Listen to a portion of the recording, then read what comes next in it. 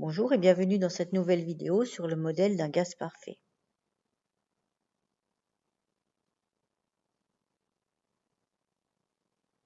Alors tout d'abord, quelles sont les grandeurs qui permettent de décrire de façon macroscopique un gaz? Eh bien, elles sont au nombre de 3. On peut utiliser la pression, qui représente le nombre de chocs des différentes particules sur les parois, la température, qui représente l'agitation des molécules, et la masse volumique, c'est le nombre de molécules qu'on aura dans un certain volume. Alors regardons un petit peu comment ça se passe au niveau d'un gaz. Donc lorsqu'on a un gaz, en fait c'est un certain nombre de molécules qui sont réparties dans un volume. Donc déjà vous voyez bien que lorsque vous voulez savoir s'il y en a beaucoup ou pas beaucoup, vous pouvez utiliser la masse volumique, donc la masse dans un certain volume. Vous avez vu l'an dernier qu'il y avait aussi une relation entre la température et la pression. Là, on va le voir.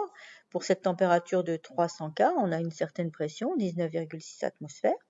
Et donc, si on diminue maintenant le volume, on va voir qu'on va transformer ici, on va changer la pression.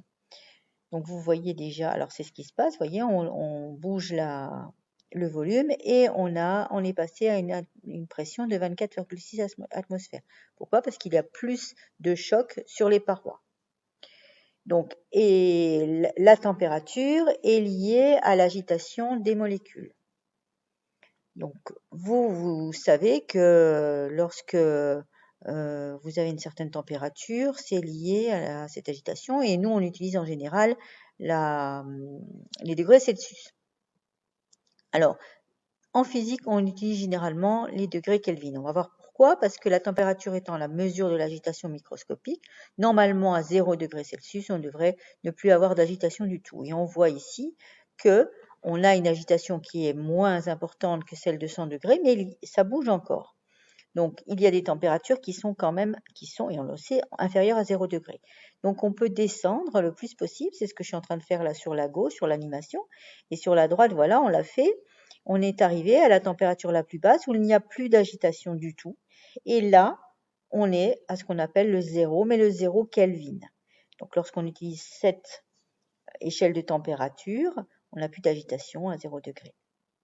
Et donc, pour passer de l'une à l'autre, on ajoute 273,15 au degré Celsius pour obtenir les degrés Kelvin. Et vous voyez sur la gauche, il n'y a plus du tout d'agitation. Alors, parlons maintenant de ce qu'on appelle le modèle d'un gaz parfait. À faible pression, la plupart des gaz peuvent avoir un comportement similaire. On peut modéliser leur comportement. Et donc, on va voir que déjà, on va utiliser un modèle avec des molécules de taille très petite et on va négliger les interactions autres que les chocs. Voilà. Et si on fait varier le volume, vous voyez, on l'a déjà vu, on fait varier la pression. Si on change de volume, on diminue la pression. On peut aussi, en augmentant la température, faire varier la pression aussi, ou le volume, etc. Donc, on va voir que toutes ces grandeurs sont reliées entre elles. Voilà, c'est ce qu'on fait, vous voyez. J'augmente, la pression augmente. Voilà.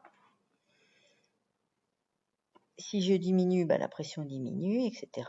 Donc, toutes ces grandeurs sont reliées par ce qu'on appelle l'équation des gaz parfaits, qui est pression fois volume égale nRT, n étant la quantité de matière, et R, c'est ce qu'on appelle la constante des gaz parfaits.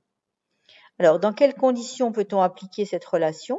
Il faut qu'il n'y ait pas d'interaction entre on suppose qu'il n'y a pas d'interaction entre les molécules, à l'exception des chocs. Et puis, on néglige le poids et le volume des molécules. Alors ça, évidemment, des gaz parfaits, il n'en existe pas. Donc, en général, on peut assez facilement appliquer cette loi lorsqu'on est dans des pressions très faibles. Vous voyez que les molécules sont très loin l'une de l'autre. Donc voilà, qu'est-ce qu'il faut retenir? Qu'on peut décrire les gaz avec la masse volumique, la pression et la température, qu'il existe une autre échelle de température qui est l'échelle Kelvin, et qu'on peut relier les deux températures en faisant la température en Kelvin égale température en degrés Celsius plus 273,15, qu'il existe ce qu'on appelle l'équation des gaz parfaits, PV égale nRT, dont le R, la constante, on vous la donnera, c'est 8,31 joules par Kelvin par mol, et que la limite de ce modèle, c'est lorsque on est vraiment à faible pression. Je vous remercie de votre attention et à bientôt.